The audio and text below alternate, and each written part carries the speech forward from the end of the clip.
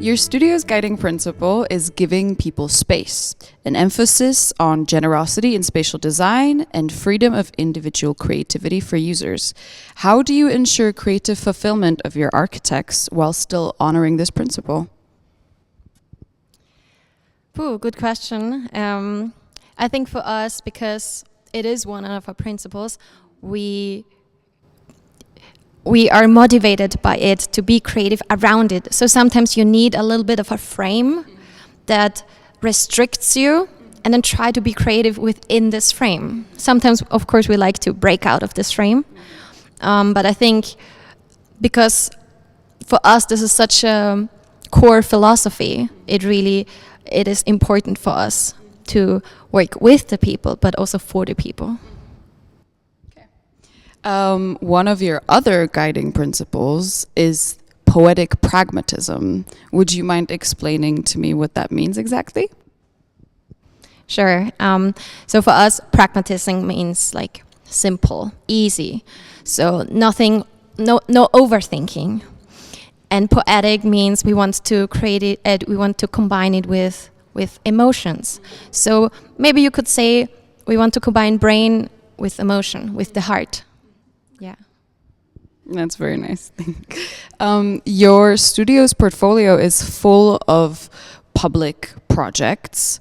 Is there a difference in how you approach private and public architecture? Probably not, because in both, it doesn't matter what kind of project it is, we always think first, we want to build for the people. Okay, how can we create it? How can we create a space where people like to spend time? And I think that doesn't matter if it's a housing project or a public space. People should like to spend time there. And while we're on the topic of public spaces, do you work with this kind of ethos of social sustainability? There's a lot of talk about environmental sustainability, but I feel that social sustainability is equally as important. Is that something that you keep in mind while creating these projects? Yeah, definitely, I would say. I think it's very important to create spaces where people can come together and to strengthen communal living, for example, to strengthen neighborhood. For us, it's not so much, we don't want to build sculptures. Let's say we don't want to build architectural sculptures, but we want to create spaces that people then can use and can also make it to their own.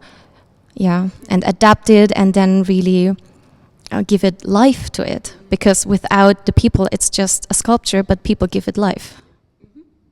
My last question, your studio has been highly awarded with all of the most prestige architecture awards in the world. What is your secret? I don't think there's a secret. I think we are a team, so we have a quite flat hierarchy, and it doesn't matter if a good idea comes from one of the bosses or it comes from an intern.